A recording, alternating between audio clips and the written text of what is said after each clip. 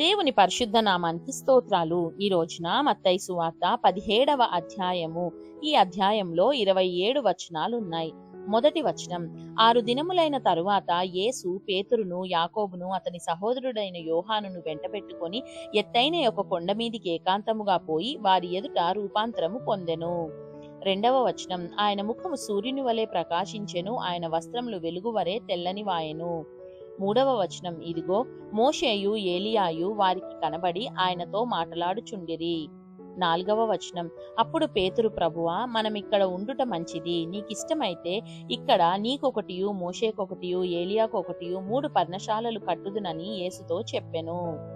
ఐదవ వచనం, అతడు ఇంకనూ మాటలాడుచుండగా ఇదిగో ప్రకాశమానమైన ఒక మేఘము వారిని కమ్ముకొనెను. ఇదిగో ఈయన నా ప్రియకుమారుడు, ఈయన యందు నేను ఆనందించుచున్నాను, ఈయన మాట వినుడని ఒక శబ్దము ఆ మేఘములో నుండి పుట్టెను.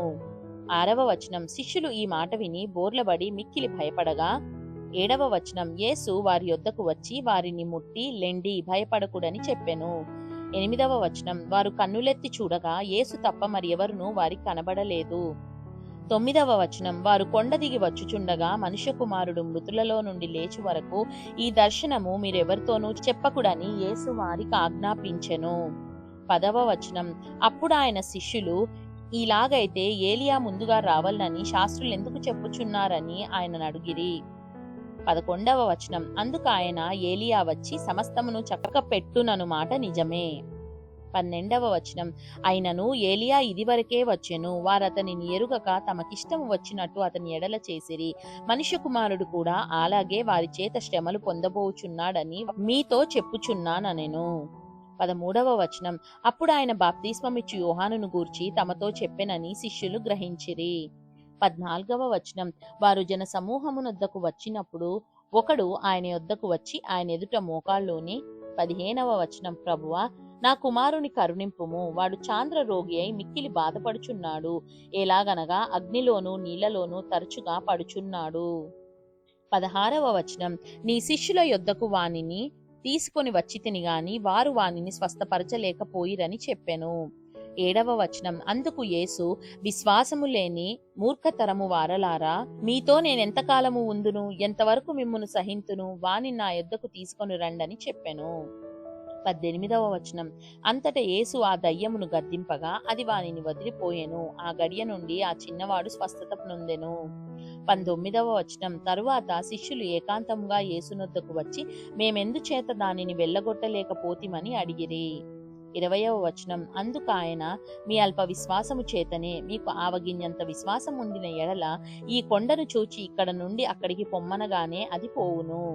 21వ వచనం, మీకు అసాధ్యమైనది ఏదియూ నుండదని నిశ్చయముగా మీతో చెప్పుచున్నానని వారితో అనెను.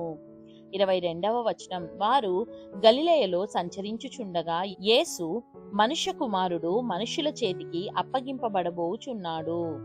23వ వచనం, వారాయనను చంపుదురు, 3వ దినమున ఆయన లేచునని వారితో చెప్పగా వారు బహుగా దుఃఖపడిరి. 24వ వచనం, వారు కపెర్నహూమునకు వచ్చినప్పుడు 1/2 షెకెలు అను పన్ను వసూలు చేయువారు పేతురునొద్దకు వచ్చి, మీ బోధకుడు ఈ 1/2 షెకెలు చెల్లింపడా అని అడుగగా చెల్లించుననెను. 25వ వచనం, అతడు ఇంటిలోనికి వచ్చి మాటలాడక మునిపే యేసు ఆ సంగతి ఎత్తి, సీమోనా, నీకేమి తోచుచున్నది, భూరాజులు సుంకమును పన్నును ఎవరి యొద్ద వసూలు చేయుదురు, కుమారుల యొద్దనా అన్యుల యొద్దనా అని అడిగెను. 26వ వచనం, అతడు అన్యుల యొద్దనే అని చెప్పగా యేసు, అలాగైతే కుమారులు స్వతంత్రులే. 27వ వచనం, అయినను మనము వారికి అభ్యంతరము కలుగజేయకుండునట్లు నీవు సముద్రమునకు పోయి గాలము వేసి మొదట పైకి వచ్చు చేపను పట్టుకొని దాని నోరు తెరచిన ఎడల 1 షెకెలు దొరుకును, దానిని తీసుకొని నా కొరకును నీ కొరకును వారికిమ్మని అతనితో చెప్పెను.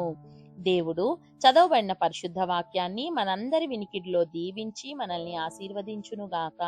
ఆమేన్.